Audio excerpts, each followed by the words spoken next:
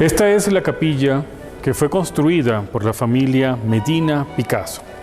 Es otra de las joyas arquitectónicas que conseguimos aquí en el templo de Regina Coeli.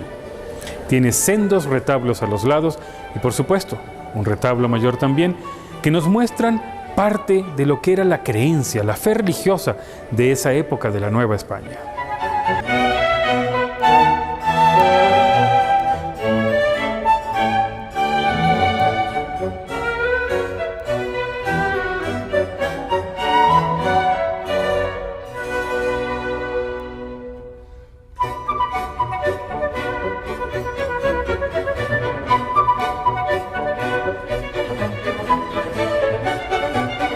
Desde que era estudiante me fasciné por el mundo conventual novohispano y por la historia de las mujeres. O sea, me interesa el mundo conventual porque las protagonistas en este caso son las mujeres, y creo que es muy importante rescatar la presencia de la mujer y su importancia en la historia de México.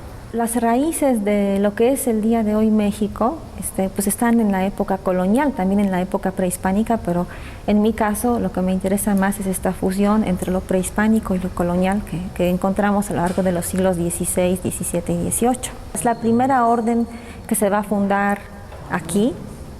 Los primeros conventos van a ser conventos de las concepcionistas. La primera se funda en la Concepción en 1540 y la segunda en 1573, o sea, estamos a 440 años, es aquí en Regina, o sea, esa era la segunda fundación de las religiosas concepcionistas en México. También de Regina salieron otras fundaciones a otras partes de Nueva España de entonces ese ha sido un espacio realmente privilegiado de la reproducción de la cultura conventual y también las costumbres y cultura criolla de la época.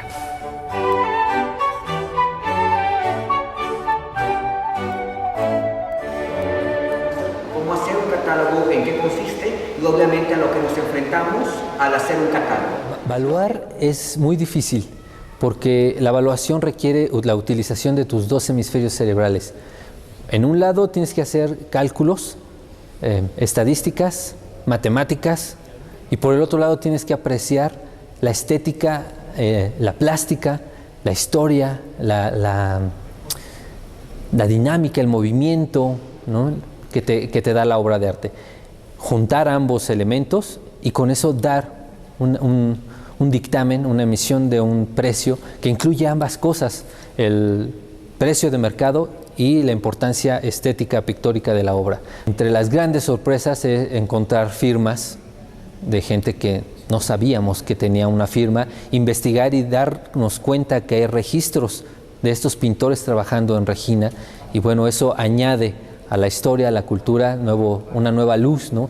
Ese aporte es extraordinario, me hace sentir orgulloso y es lo más increíble que puedo yo hacer, ¿no? En términos pictóricos, un catálogo razonado quiere decir un catálogo que está completo, al que no le falta nada. Tenemos catálogo razonado de la obra de Tamayo, que quiere decir desde la primera obra de Tamayo hasta la que se murió. Catalogados todos los óleos, todas las pinturas, todos los lápices, todos los dibujos, las acuarelas, todo lo que hizo está perfectamente bien catalogado. No existe un catálogo razonado de la obra novohispana. Normalmente son óleos sobre tela, algunos, los de principios del siglo XVI y hasta mediados del XVII son algunos en tabla, pero normalmente son óleos sobre tela. Pero ¿quién los hizo? ¿Cuándo los hizo? ¿Cómo los hizo? ¿Para qué los hizo? ¿Cuánto costaron? ¿En qué estado de condición están? Eso no lo sabemos y ese es mi trabajo. Es un trabajo titánico que va a involucrar tal vez décadas, pero bueno, alguien lo tiene que hacer, ¿no? No podemos esperar a que el gobierno lo haga, no podemos esperar a que las instituciones se den el tiempo y el dinero para hacerlo. Entonces la sociedad civil tiene que organizarse y hacerlo.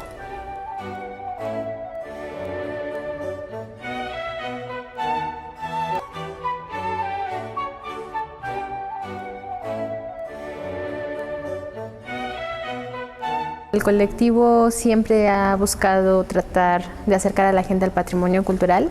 Esta es una manera de acercarlos a través del teatro a todo el patrimonio que tiene Regina Coeli. salen conmovidos, se dan cuenta de la riqueza que tiene el centro histórico en sí y este templo en especial, que es de los más completos que nos quedan de este maravilloso periodo colonial que tenemos aquí. Fue muy imponente, la verdad, el conocer cómo vivían anteriormente las monjas, cómo estaba conservado el templo. Fue la verdad muy impactante el hecho de saber pues que esto es un cambio muy pues fue muy drástico para ellas, ¿no?